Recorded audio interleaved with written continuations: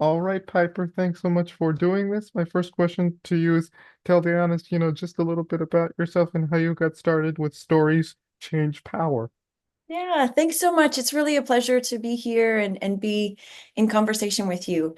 It's funny, there's a lot of places I can start. I think I'll go back oh my goodness, I think it's decades now, but then I'll zip back up to the present really quickly.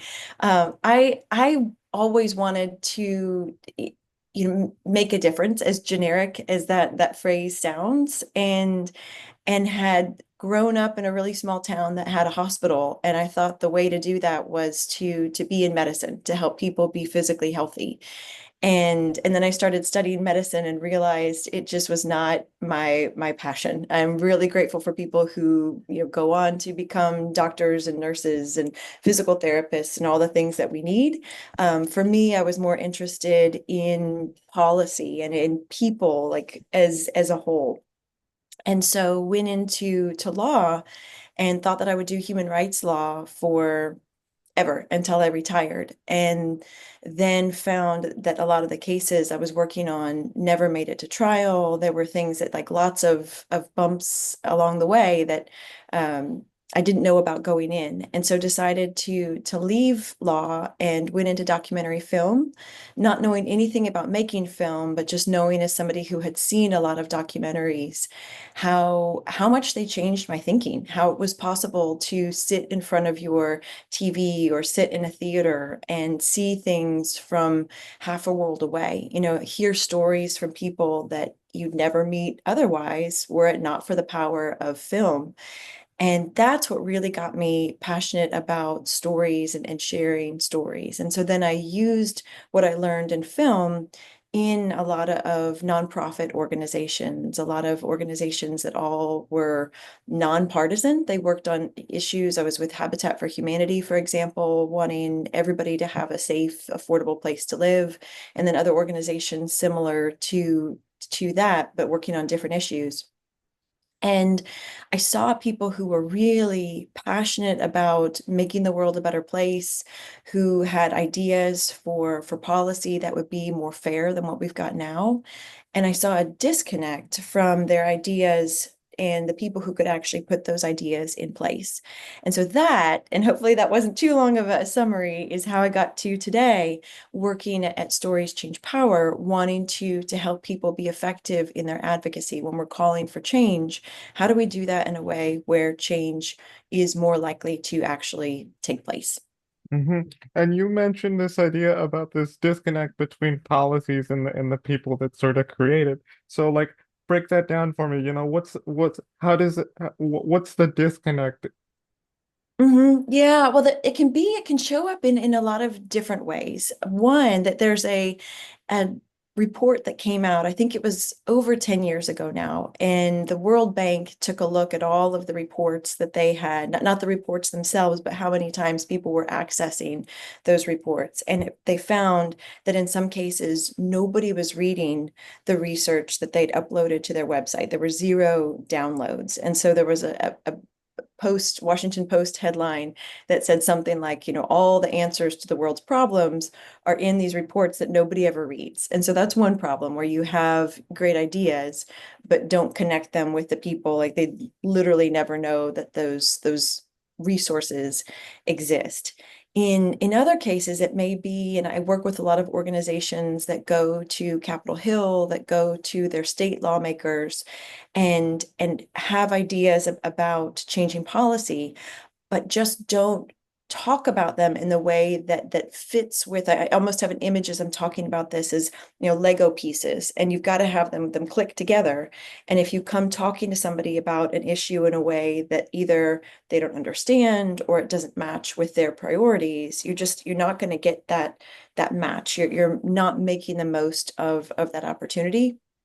So those are the two biggest ways that I see folks, either the people who have the potential to implement a solution aren't hearing about that solution at all, or they're hearing about the problem, but it's not in a way that's appealing to them.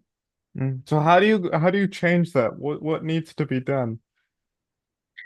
I, the biggest thing is speaking in a language that matches with what people care about. And what I mean by that, and I'll use an example from Habitat for Humanity.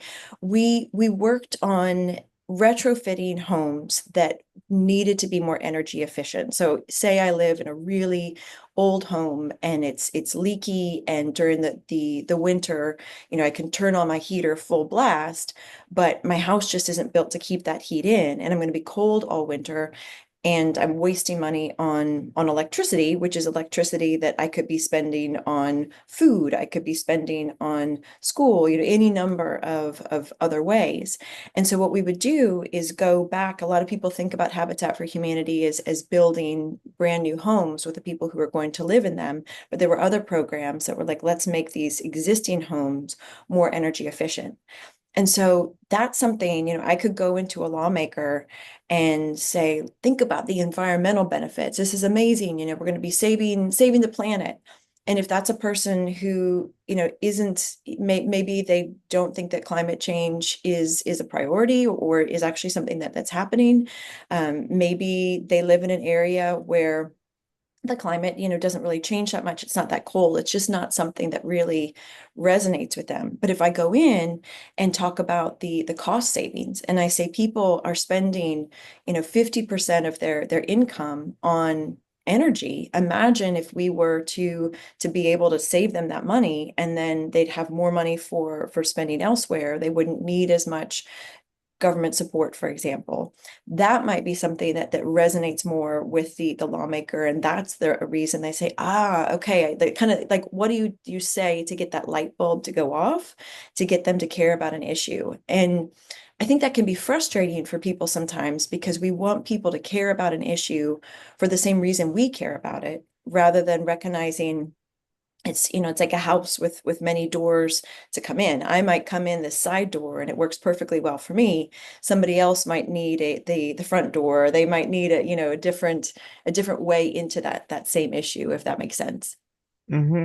When it comes to, I'll give you like another example in terms of like building things, with like infrastructure. Oftentimes, and Ezra Klein, who's a famous author, said this in his famous book. He said that oftentimes when thinking about infrastructure, building roads, building bridges, building highways, it takes a long time to build and implement because all these regulations, all these rules, and the problem with that is it takes so s- very it's a long takes a long time to really get that all together because you have other countries like Japan, you have other countries that are much more advanced, much more capable of really they are doing that or have completed that. So what's kind of your analysis on that? It's such a great question. Thank you. I Regulation feels tricky, right? I mean, I think that there are people right now, especially who have strong feelings about, we're just piled high in regulations right now, and they say there's just too many. And I think that it reminds me sometimes of when we go to different doctors for different things, and they may say, well, take this for this issue, take this for this issue, take this for that issue. And if nobody's looking to see all that combination and how how they're interacting, then we may run into problems. And so I think of that with infrastructure where we have people who want it things to be safe. I hope, right? We all want the things we build to not fall apart. There may be regulations saying we have to be mindful of cost in this way. We want to be, bringing in, if it's a local project, well, we want people who live there locally to have the jobs. All these different, hopefully good ideas. I mean, maybe some are from a more selfish place, or maybe aren't as good ideas, but when they all pile up, then we end up in a place where we're not able to get things done as efficiently. And so I really appreciate the examples. There's other places that can get things done much more quickly. Hopefully, they're also doing that in a way that is fair to people, that is safe and whatnot. It's interesting to look at different forms of government and why they're able to get things done so quickly. I grew up in Texas. I think about, the high-speed rail that they've got in places like Japan and across Europe. I mean, I would love to see that across my state. And I think in that case, there's something, there's a lot of reasons that infrastructure it wasn't just slow, like it hasn't happened at all. Hmm. And I'll give you another example. Manufacturing, when it comes to like really b building stuff, building chips, the people, the country that is actually doing that at a faster pace is China, because China has a lot of really they have a lot of machines and a lot of stuff built that they can Mhm. really use to their advantage. Here in America, we don't have, we're not as invested as manufacturing compared to many, many years ago. Yeah.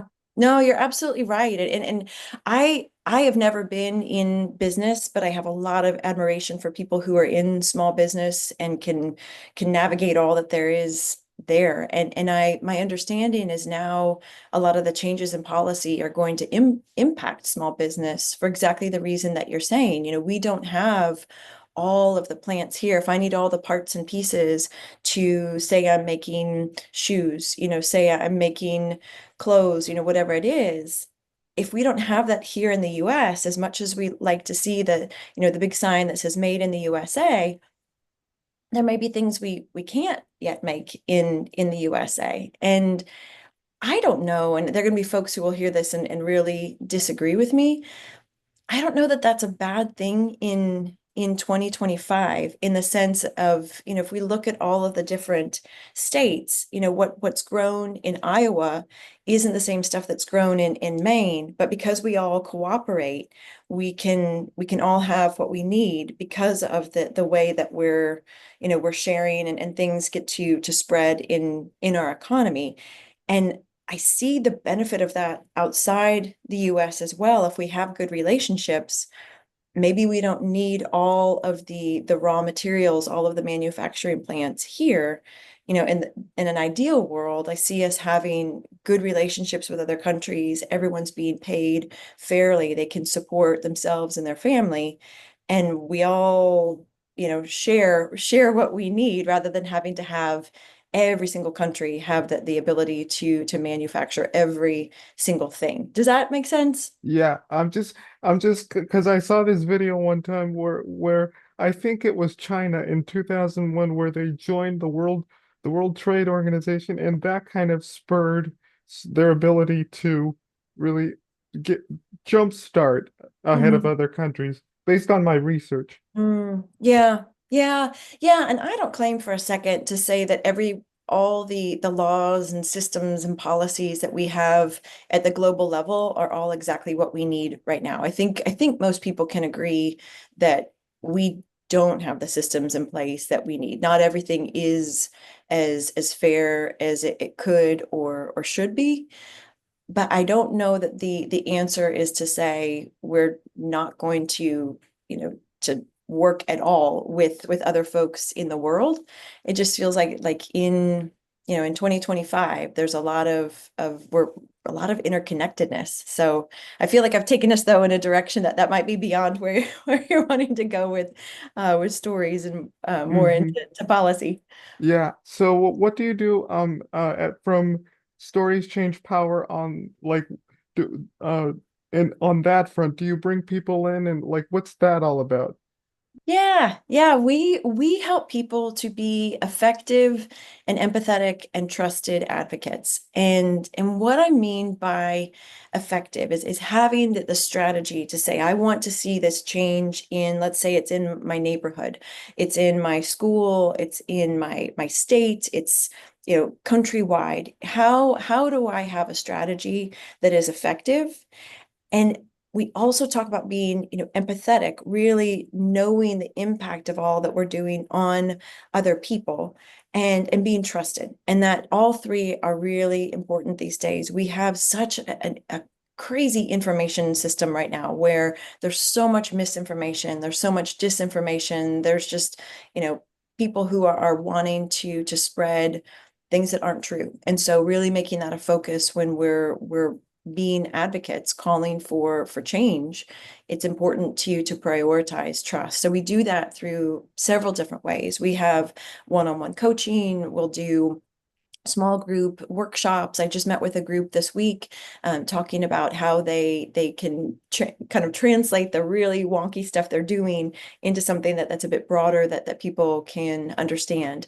We also offer our own workshops. We do a storytelling 101 to have people understand, what are the basics of storytelling in advocacy. We also offer a course on ethical storytelling. It's really important when we get into stories. Sometimes with all that's moving, you might forget about the importance of treating the people who are in that story really ethically at every single step.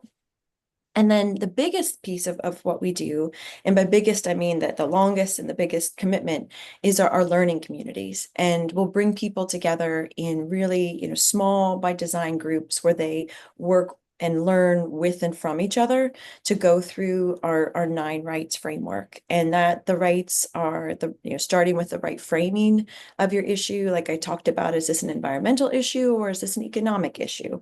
We talk about having the right message and messenger actor. We go through all 9 to give people the right questions to ask so that when they're developing their advocacy strategy, they can come up with the right answers.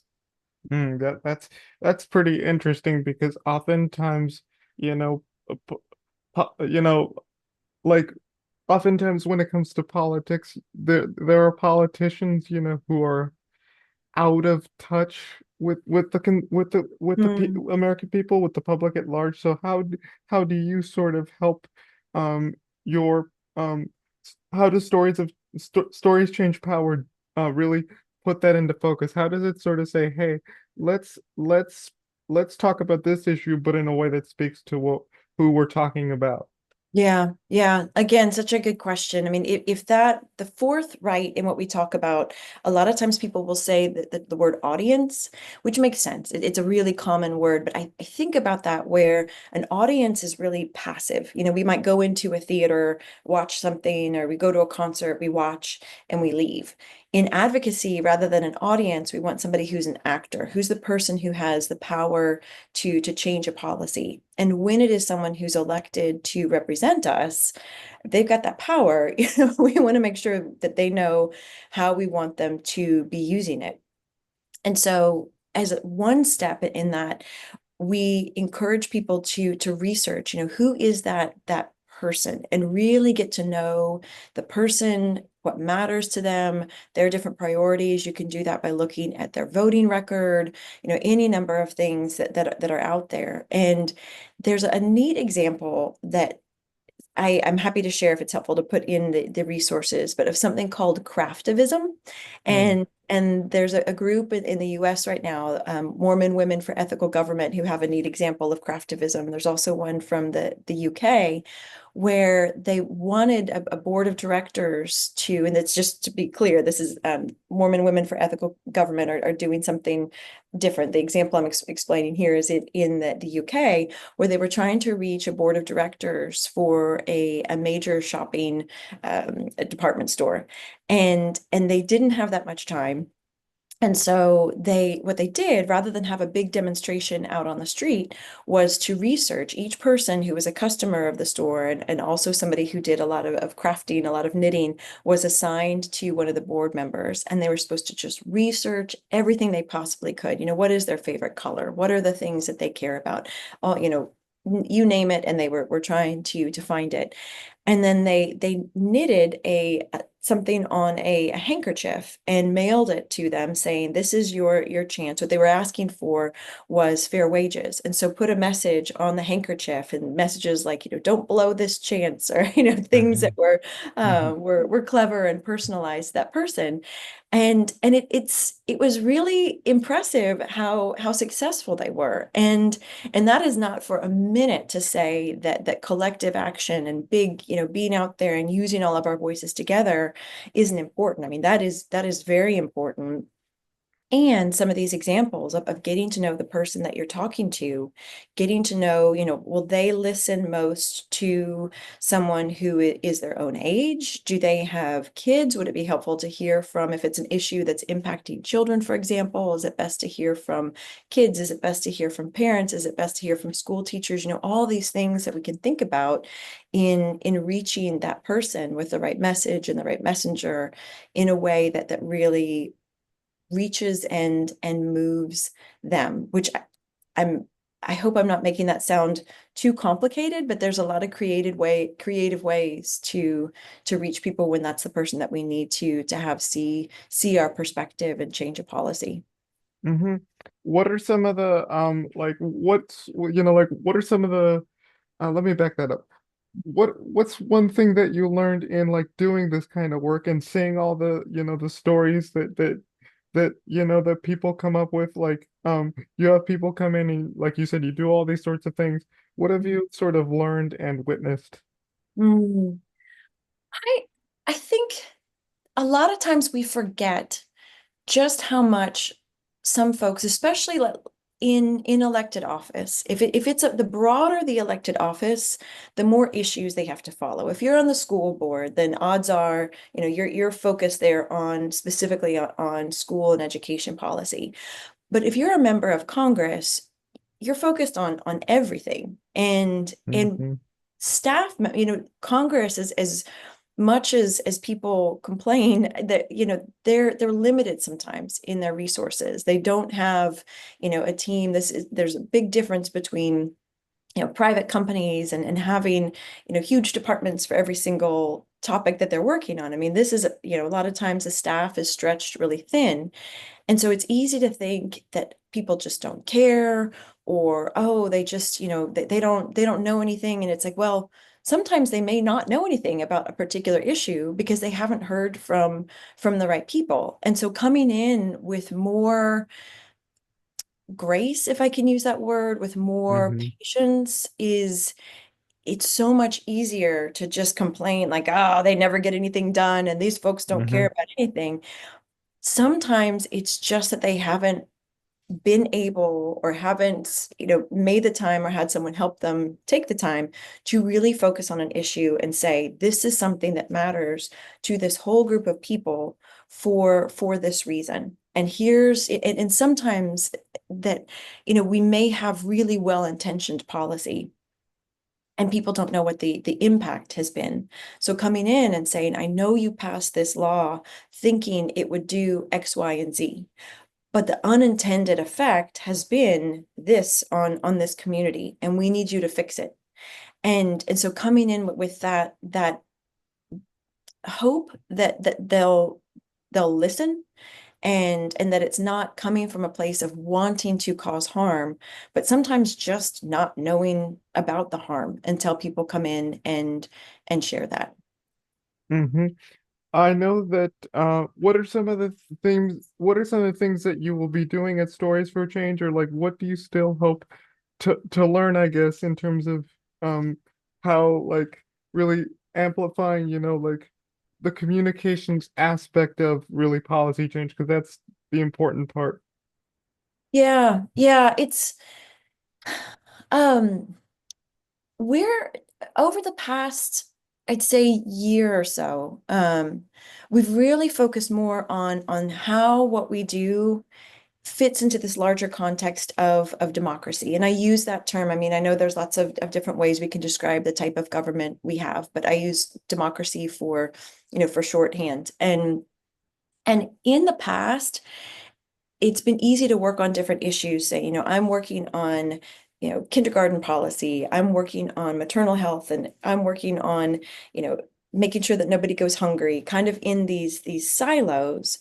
And what we're seeing now is, with the current shifts, that there's a need to focus on our underlying, like the way our government works, the way, recently a lot of people were let go from federal government positions. Some Hmm. people think that was, getting rid of waste. Other people say maybe we needed to make some changes, but whoa, to let that many people go in such a short amount of time, like, was that really strategic, or is there something else going on here? And so we're focused more on how do we make sure that we have a system that is still in place, that is still listening to the people, that is still functioning, so that we can also keep talking about, making sure no one goes hungry, making sure everybody has a place to live. So that's with, as we're supporting individual issues, we're also looking at how are we all, and I say the we, like, everybody in this country, talking to and listening to each other, which sounds simple, but in our current information ecosystem, it is not simple. You and I could listen to podcasts all day, every day, and we may not overlap. We could go on TikTok and, watch things all day, every day, and our algorithms would be bringing up, different information. And so it just makes it really complicated to find people and have a more common, vision when we're being, seeing and hearing and reading such different information these days. Mm-hmm. Because when so many things happen at once, you flood the zone and people get agitated. Yeah, agitated and overwhelmed. And it's tempting sometimes to just tune out, especially when it can seem like all bad news. And so that's one of the things I just find, I'm so grateful to be in the space I'm in, to share some of the positive stories when it feels like everything is just, oh my gosh, it's all burning down. It's like, no, there's some really exciting things that are happening and people doing really good things. I'd include you in there, talking with people, some of the stories that you've shared on your podcast, the people who are doing really neat work at the local level or in their communities, like that's what we need to hear more of. And remember that each one of us can do our part to head us in a good direction, even if sometimes what we're surrounded by can feel sort of overwhelming. And which brings me to my last question is how do you sort of really create stories that not only uplift but create positive change? Mm, that is such a good question. I think there's a potential in every story to be it. And let me, I guess I'll take a step back. There's stories that are purely for entertainment, right? There are stories that are meant to say, I want you to buy this product, more in marketing. In advocacy, the difference is we're wanting people to then do something different, support something different. And so sharing stories that are inspiring and memorable with that extra piece of, it can be something as simple as, you can do this too in your community, or I need you to support, there's a specific bill, or I need you to be involved in this group that is, helping call for change, and making sure that, everybody in our community is able to get to school safely, or, any, fill in the blank with any issue that's important. And so those stories, what we help people do is tell stories in a way that is memorable, that are impactful. And in cases where they're thinking about the time, if I'm going up to Capitol Hill, sometimes I've got 60, 90 seconds to tell that story. So that's going to look very different than if I'm up on stage at the Moth and I'm sharing something and I've got 10 minutes. So all of those things, it's kind of putting the story into the package and the package size, that people need to make an impact. Hmm. All right.